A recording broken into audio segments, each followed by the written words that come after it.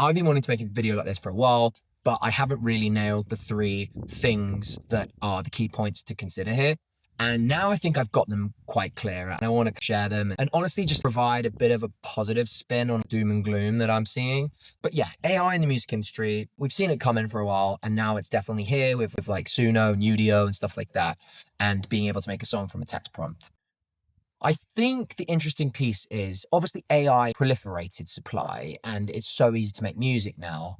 The one thing that I think is worth considering is like the taste piece can't be replicated, right? Taste is an inherent human choice where you go after something that you want to put on a pedestal and you really like it, right? Whether you resonate with the story because it aligns with your culture, or whether it's found you in a tough spot, you derive hope from it. At the end of the day, that's your taste and it happens in real time. And I don't think taste can be made by studying the past, right? I don't think so. I think taste is a very real human experience that is generated in real time and aligns with people and their culture at a certain point in time. And I don't think that the current setup for like AI can replicate that. I think if anything, what's really valuable is your taste, your choices, and then see AI as the tools, right? You have a million tools, but at the end of the day, they still come from your perspective. And I think that's going to be the most valuable piece. Actual IP of what you like as a musician, my most important piece that I do on a daily basis is I think this should sound like this. Let me get there in the end. The tools in this current conversation, that's the piece that allows me to get to my taste, but it's not the taste.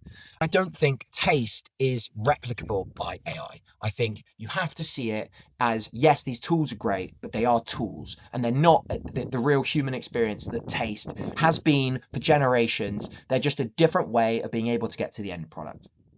So to me, the bottleneck to everything is still how you see it, i.e. your personal taste.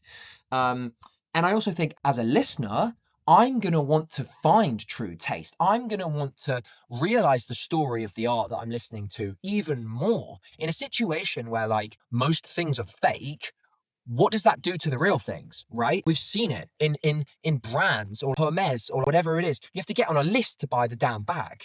Like, but that's the real bag. So you want the real bag. It's the same thing. Consumer behavior is a fascinating thing to analyze. And I think this is one of those cases that we'll realize, yes, it's scary now, but I think taste will prevail. And we'll realize that real human made piece where you could understand the story and go back generations and realize where they came from and how you align with them and the way they think and the way they put out content and the way they speak. Like that to me is still the most valuable piece. And I do think there's a case to say that AI actually might increase the value of that.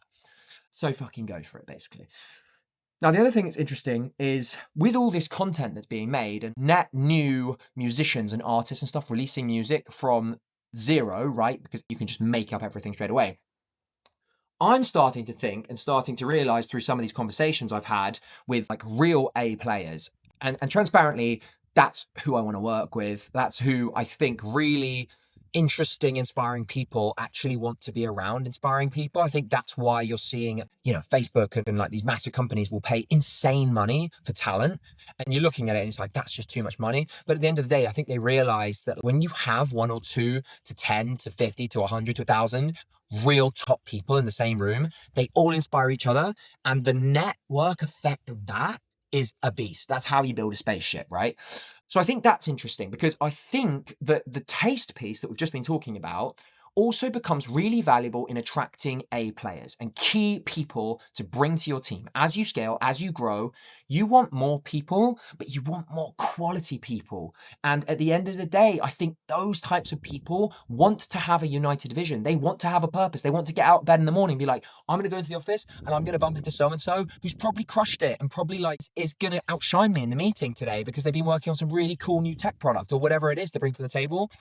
That is really, really fascinating to me because I think with the AI stuff, like that doesn't have the same story. It can't do. You can't resonate in the same way. You can't talk with the same passion. You can't have the same relatability to where that came from, right? It's not possible. So I'm really excited about that. I think it's an opportunity to attract top people to what you're doing and really actually dial in on the reason you're doing it, right? That's the fucking key. Find the reason outside of yourself. Why am I doing this? Is it just for me? Or have I got a purpose that's bigger than myself? Because that, I think, is what unites people and really gets stuff done. So I'm really excited about that. And for 2026, even for what we're doing, all I'm interested in is like identifying top people that want to come work together and empowering them with some of these tools to just say, go do it. But I think at the core of that is taste, right? At the core of it is like, oh, we kind of like the same stuff. That's why we work well together. But on some of the AI stuff, it can't have that because the story's not the same. And you can't have, there's nothing to relate to. What do you relate to? Well, I work on this product that came about last year and like there's been no struggle, there's been no this, there's been no that. We haven't really got a community because like no one's got any shared value with a machine. So I think that's really interesting and I'm very, very excited about that. But I'm going to shut up about that for a second. And then the last piece I really wanted to tap into is like the fear component. I kind of see how YouTube came along in this industry and was a complete shit show, to be honest. It was free music. It was no copyright sorted. It was all these different things that came along as problems right away. But the key piece there was a combination of regulation and litigation got the job done. And I think that's the case here. We're so new, it's so fresh that hasn't been enough time for enough lawsuits, enough opinions, enough governmental decisions to actually get across the line here. And YouTube now is an incredible ally for anyone trying to build a brand. YouTube is unbelievable. It pays well, it rewards really good content. You go on there, there's communities of people who draw immense meaning. You can figure out anything you want in a heartbeat. You can learn about anything you're passionate about. It's incredible. So I think there's a slight lesson to be learned there where this new tech came along, was really scary, but then a combination of time and regulation got it to a place where it's really empowering.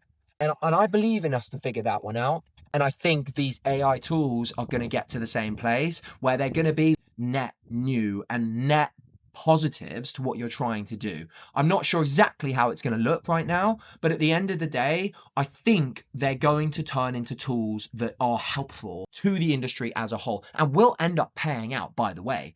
Spotify and YouTube pay insane amounts of money to the music industry. Spotify pays 10 billion a year or whatever it was. And to me, the AI thing is going to have to do something similar to that in the long term and be an ally. Otherwise, they're not going to have a place, a seat at the table. So that's kind of where I'm at with it. Excited to hear anyone else's thoughts on it. And, feel free to like say the opposite because I totally understand. Like it's a really scary, weird time. I also think it's worth just like diving in a little bit and trying to figure out like how some of these things can be helpful and learning as much as you can about them. But yeah, take it easy and see you soon.